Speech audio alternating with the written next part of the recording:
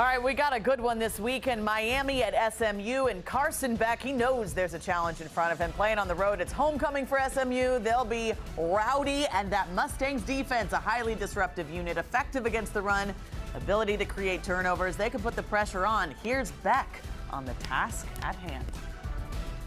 You look at their D-line and what they're able to do and, creating havoc in the run game and just honestly being able to be physical and kind of push people around is one of their strong suits. So, and again, I feel like what we do well. So, that's going to kind of be the key of the game is, who's able to kind of win that battle, right?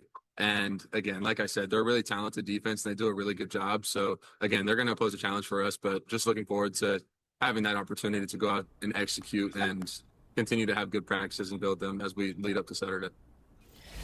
All right, the Hurricanes are fresh off dominating Stanford. No doubt still trying to have a short-term memory of the Louisville loss. SMU looking to upset Miami. For more, we welcome in our college football insiders, Chip Patterson and Richard Johnson. We know Carson Beck had a tough outing against Louisville, those 4 interceptions.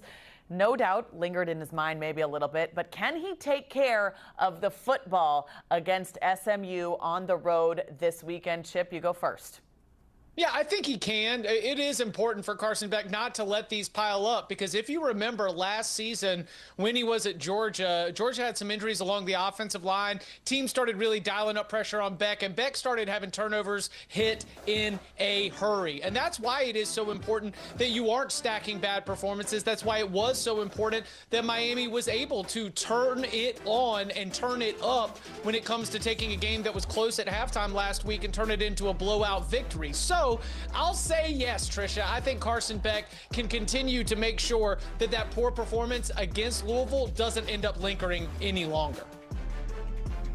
I was at that Miami game when they lost to Louisville at home on a Friday night a couple weeks ago. And the most interesting thing to me about that game was this was a Miami team that was frankly supposed to be able to sustain mistakes. Now, 4 interceptions is a whole lot of mistakes. But with a defense that's as stout as they are and an offense that theoretically can beat you in multiple ways, you thought that, okay, even though they're having these mistakes, they'd be able to overcome and they'd be able to push through and win a game like that where they're not on their best. They proved that they weren't able to do that against Louisville. Louisville had a better plan. And then they come back, and now their margin for error is nil, really, in the ACC, in my opinion. I also think SMU is in that same way. Both of these teams need these wins, Miami especially, to stay in the thick of both the ACC race and the college football playoff race. We didn't see a team like Virginia, for instance, coming preseason to make things pretty thorny as far as the ACC championship race goes. All right, here's the unique thing about this game for Miami. It is their first road game outside of Florida. How are they going to handle that, Chip?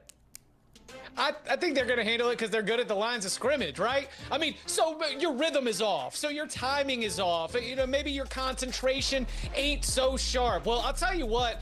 You don't need much concentration for being bigger and stronger in the trenches. And that's where Mario Cristobal, when he's been constructing this roster over these first couple of years with his tenure with Miami, he has known that if he can build this team up to just mash people at the lines of scrimmage, then it doesn't matter whether you're playing at home where it's warm or if you're playing on the road where it's cold. If you can win those battles in the trenches, you can play winning football. So while they are leaving the Sunshine State and heading to, that northern destination that is Dallas, I do think that they are going to be ready because line play travels, and that's what this team is built on. Exactly what Chip said. Line play travels. They've built a physical brand of football that's important. Again, they are trying to build this Miami team to be, in my opinion, boring. I say that in a complimentary fashion. I say this Miami team is built to control games from the beginning until the end. It's not these up and down fluctuations that they had last year where there's a whole lot of volatility in the game. You're dealing with comebacks. You're having to come back themselves. This Miami team is built to control games. Let's see if they can get back on track like they did last week against Stanford, against SMU. All right, you guys both have the same impact player for this game to watch, and that would be Malachi Toney. What a stellar freshman campaign for this young man this year. Chip, how much of a challenge will this be for SMU? I mean, he's a challenge for SMU. He was a challenge for Notre Dame. He's a challenge for anybody that has to go up against Miami because he has literally track speed. He has that unguardable nature where if you try to put Malachi Toney in short space, he is going to be able to get a step on you very quickly. The thing that is so impressive to me has been the way that this coaching staff talks about how he handles his business and the chemistry he's been able to develop with Carson Beck. I mean, yes, he's the team leader in receptions and receiving yards, but I also think about, how many targets this guy is getting per game. It is so obvious that they draw some stuff up for him, but also sometimes when everything breaks down, number 10 is who you're looking for. And honestly, if you're Carson Beck and you're playing on the road, don't take all those chances down the field. Just give it to Tan. Yeah, Chip, the most fascinating thing about Malachi Toney is the fact that they're able to get him the ball in so many different ways. It's like they have an entire designed screen game that navigates around Malachi Toney, and that makes sense when you consider Shannon Dawson, the offensive coordinator there, is Air Raid Roots. But obviously, he can go across the middle as well, and he can go deep. You can kind of do the screw it, he's down there somewhere, and throw the ball down there. He returns punts as well, so it's a situation where just get the ball in his hands and let him go. Just as a freshman wide receiver, he has been such a huge key for Miami this season. I think he's frankly able to bail them out in some spots where games are a little tight, and he's just able to make a play with the ball in his hands. All right, it's not just Toney that will be a challenge for the Mustangs. They've got their work cut out for them with this Miami defense. They'll have to overcome one of the top rushing defenses in the country. Will they be able to perform sufficiently against the Hurricanes, Chip? I think so. I think Miami is going to be able to really turn up the pressure on Kevin Jennings. And number one, that's because you've got Ruben Bain coming off the edge. You've got all of the ability that this defensive line has to apply pressure on you. But the other piece here that I can't get out of my head, and RJ, I don't know if you agree with me, but I think Kevin Jennings is a real gutsy warrior for fighting through this ankle injury. But buddy, as somebody who has to make a prediction here, Kevin Jennings with an ankle injury is very limited in terms of what he's going to be able to do to get away from that pressure. Fully healthy Kevin Jennings, yes, I think there is an ability to neutralize some of that by getting him on the move. But man, I don't love this. It's again great that he's been gutting it out. He's a real hero for that SMU football team, but if I'm going to call a spade, I'm going to say Kevin Jennings might be a sitting duck against that Miami pass rush. Yeah, and I mean, it's showing up, Chip. He just has not scrambled as many times, not as many designed runs as he had last year. As you said, they are penning him into the pocket. Teams are making him be a big boy, full tool passer, and some of that is obviously due to the limited mobility. That's just a bad recipe against Akeem Messidor and Ruben Bain and what Miami has up front on their defensive line. I just do not like that matchup. Don't like that matchup against many offensive lines, but especially not against SMU in this game. All right, let's talk about Carson Beck's offensive line. They've been a key reason for their success this season. So will the Mustangs be able to pressure Beck effectively come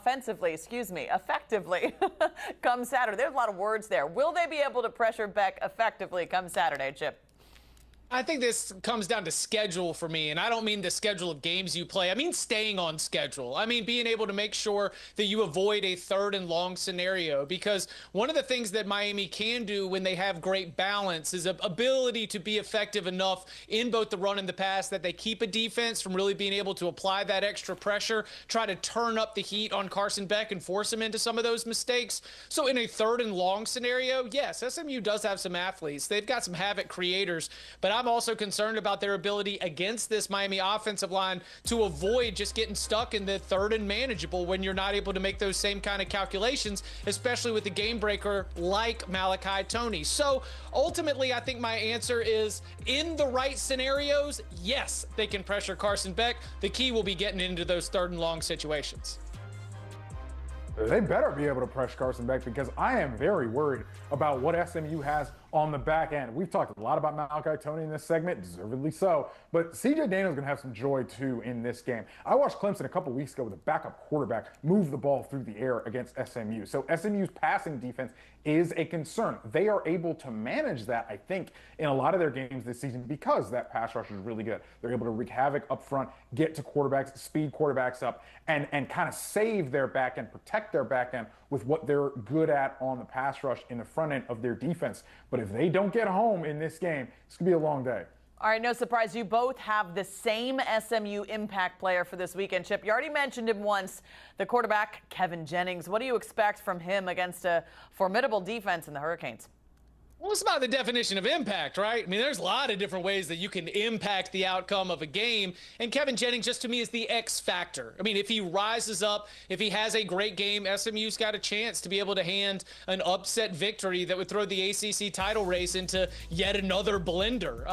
On the other hand, if Kevin Jennings cannot be effective and a real difference maker, I think SMU's offense is not going to be able to come up with the scores they need to apply the pressure. We have seen Kevin Jennings be really, really, really good when his number has been called, but that's why I think he's the biggest impact player, because he's the X factor in how this game turns out for SMU's offense.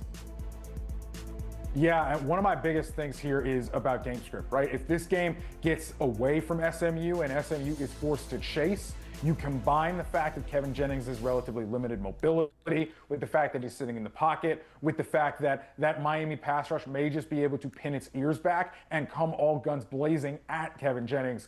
I think if this game script starts to get out of hand for SMU and they get behind and they've got to chase, I think it could be a very, very long day for the Ponies. All right, so much information there, and I think, Richard, I know what your prediction is based on the last thing you said, but I'm going to ask you guys, who are you taking in this matchup on Saturday? Chip, you go first.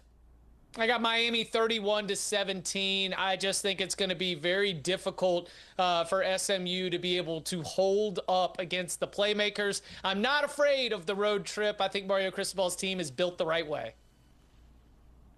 I am taking Miami big in this game, 41-24. I think the Canes roll.